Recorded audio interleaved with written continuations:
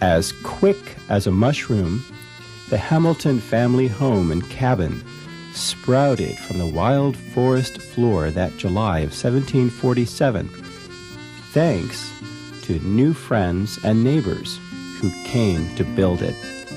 And one neighbor especially, Peter Stevens, who persuaded Thomas Hamilton to move his family from Philadelphia to live near the Hole, today Harpers Ferry. Now, if the Hamiltons, the Stevens, and all the crew which Stevens gathered followed the local house-raising customs, trees were first felled and cut, of course. Puncheons for the floor were squared using a broad axe or adze to clean it up. Froes were used to cut roof clapboards. But now, this second day of the house raising was for raising and framing the structure itself.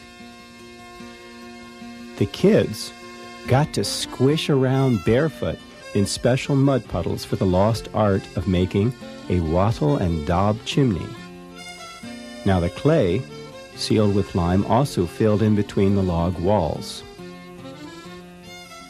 The wattle and daub chimney was basically a series of huge twig-woven baskets placed face down on the ground and stacked on top of one another, with a common hole cut in each basket and running upward through them all. A sealed several-inch thick wall of clay and hay covered this woven form inside and out. The upper portion of the wattle and daub chimney was sticks, clay, and lime-coated, but reinforced by a stick frame, perhaps to keep it straight. The logs for the house's walls were notched and the clay-lime filler applied in between them.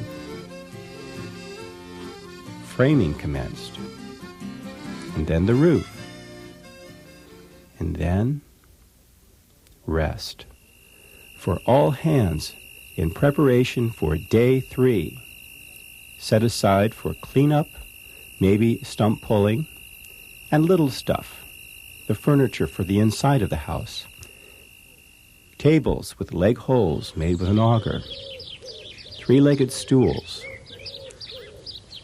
and wall pegs for clothes that hung on the wall and doubled in the wintertime as insulation.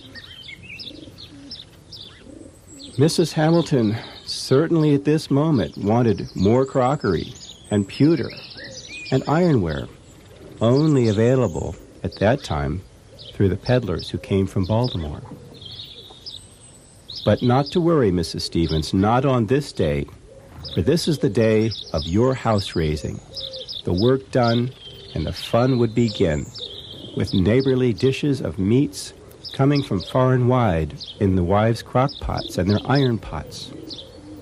Fish, probably fresh peaches, maybe peach brandy, hominy ground from corn, and molasses to boot. The feast began to warm this new home, this new family home, followed by dancing to the beat of gourd rattles, drums, and fiddles, on into all of the night, meeting the new day. The Hamiltons had a home near Harpers Ferry. The Hamiltons, they realized, were welcomed, loved, and truly home.